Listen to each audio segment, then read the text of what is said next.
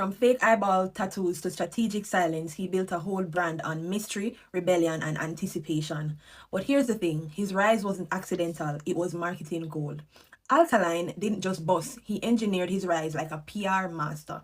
Today, we're breaking down how Alkaline rose to fame from a marketing and PR perspective, his shock tactics, the cartel comparison, the 2016 prophecy, and why, even in silence, his name still runs dancehall's canvas. Let's talk about it. Now, Alkaline, born Erland Bartley, hit the dancehall scene in the early 2010s as a teenager out of Arden High School. From the beginning, his brand was rooted in shock and awe. Him coming with him bleached skin, his gothic-like image, him eyeballs that were supposedly tattooed black, his dark lyrics about death, sex, and defiance. This wasn't normal for dancehall at the time. He was clean cut in dress but wild in image, and content a walking contradiction. And that made people talk. That's the first rule of PR. If they're talking, you're winning. His early songs like 123, Move Mountains, and Things Me Love got attention, but it was the controversy around his image that really pushed him into the public eye. Now let's talk about the shock marketing and the controversy that Alkaline used as a strategy.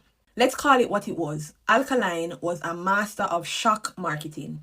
He understood that in a saturated market, you either fit in or stand out loud. By claiming he tattooed his eyeballs, which turned out to be a stunt, he pulled a textbook publicity stunt. It blurred the lines between madness and genius. Even doctors were debating the procedure on talk shows. That kind of viral attention, money can't buy. And the lyrical content matched the controversy. He doubled down with songs that were sexually explicit, morally rebellious, and emotionally dark. That's important because in marketing, your product has to match the brand energy. He didn't just do controversy, he committed to the character.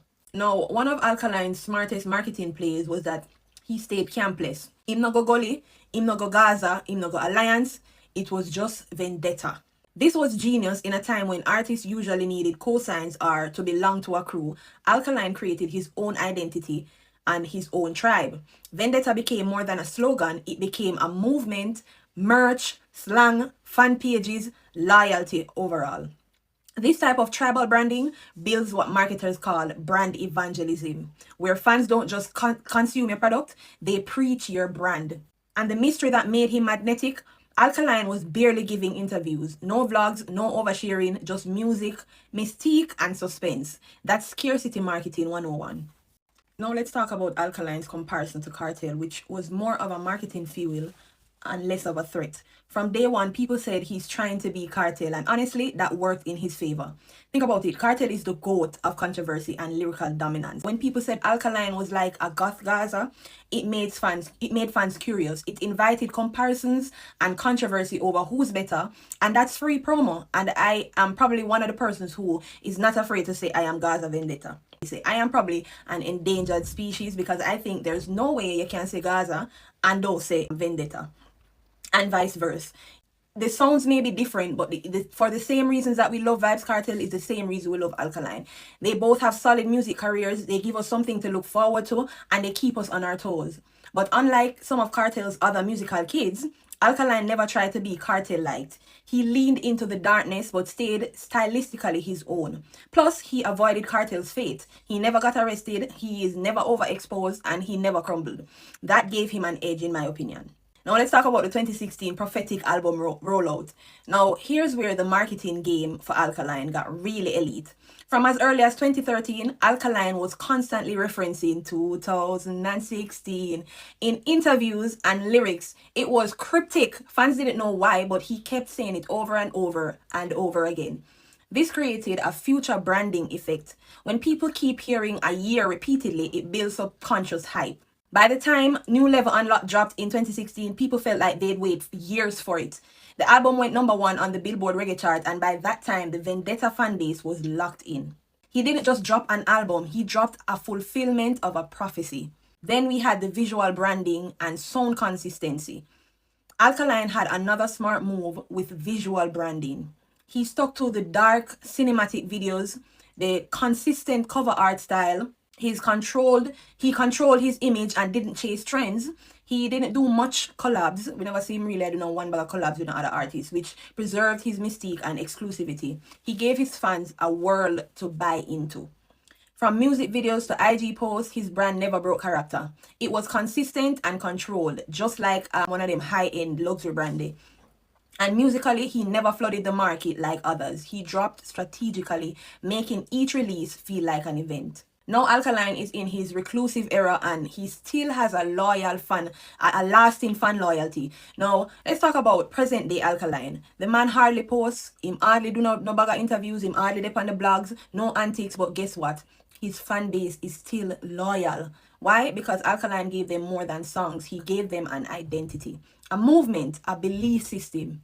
Vendetta is more than music, it's a mindset. Plus, Alkaline had a young audience who basically grew up on his music and are still in awe of it, much like how some of the older audience can attest to Vybz Kartel's stardom. And then you have people like me who had the privilege to have experienced both in my prime.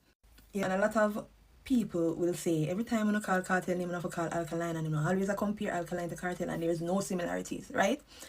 The fans will always say that for both. But if we're not going to compare the artists, let us compare the fans.